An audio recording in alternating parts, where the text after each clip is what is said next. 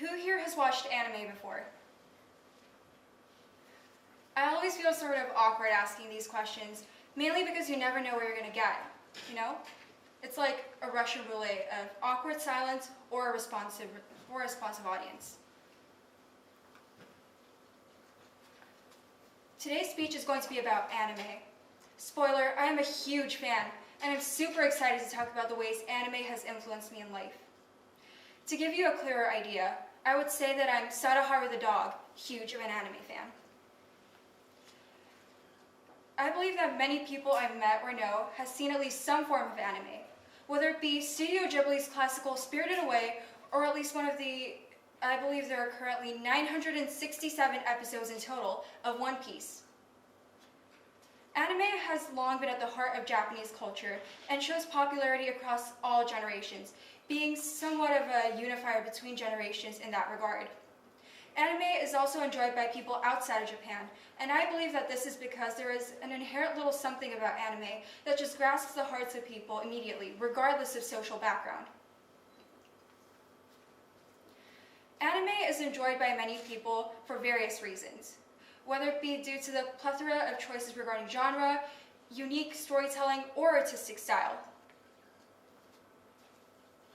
Anime also has the capability of really growing with its audience, and the shows are constantly fluid and improving to make itself more appealing to its audience. And I can say with absolute certainty that anime has a little bit of something for everyone, whether it be schoolgirl romance or supernatural action. While all of these factors have contributed to shaping up my love for anime, I do want to talk about my unique experience. To be frank, watching anime has led me to learn more about Japanese culture, and from that experience, I was able to engage with and appreciate my Japanese identity as a half-Ukrainian girl living in Japan. So first of all, I would like to start by talking a little bit about myself.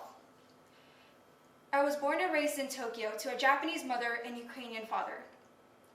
Baby Victoria grew up surrounded by Japanese mothers who would point out and compliment my widest features, saying that they are the reasons for my adorable impression.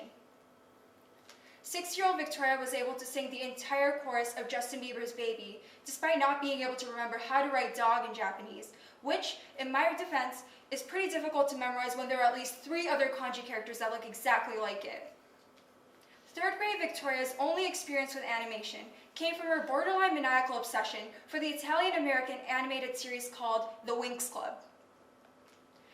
From all these little things, I grew up with the belief that Western culture is superior. Even unconsciously, I tended to distance myself from traditional Japanese cultures and copied trends from the US. I even believed that anime was childish and inappropriate.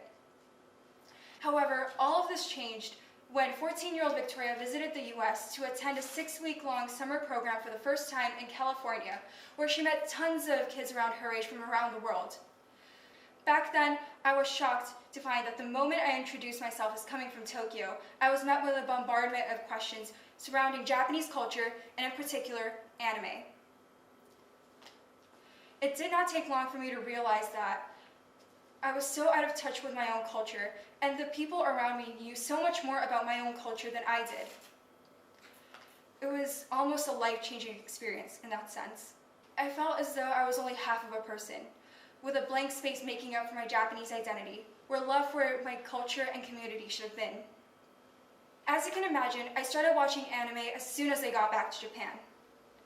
When I decided to watch Fairy Tail with the intent of catching up with my friends, I had no idea that I would be entranced by the comical and well-written storyline, the phenomenal art style, and the painstaking attention to detail.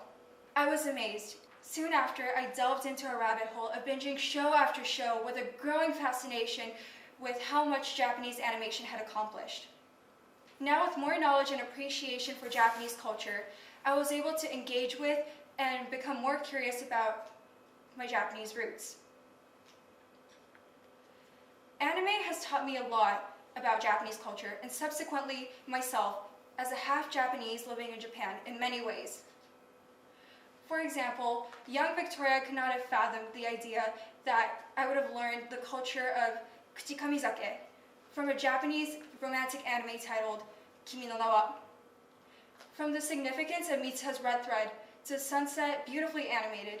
So many of these things remained foreign to me for the largest part of my life that I could not have pictured myself in the place I'm in today.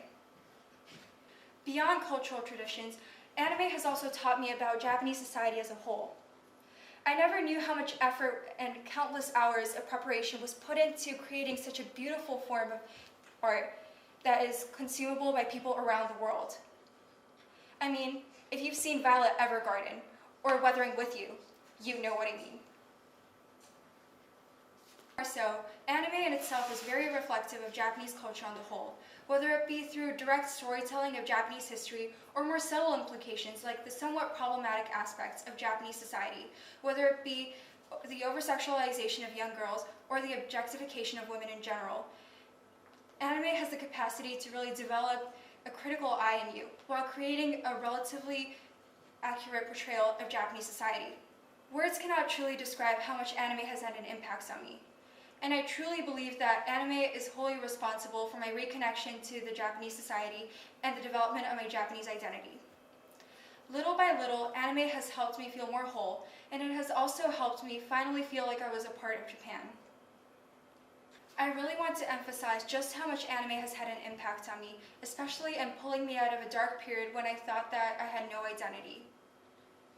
3 years ago today, I never would have thought that the shows and movies I dismissed as kiddish cartoons would be such a big part of my life now.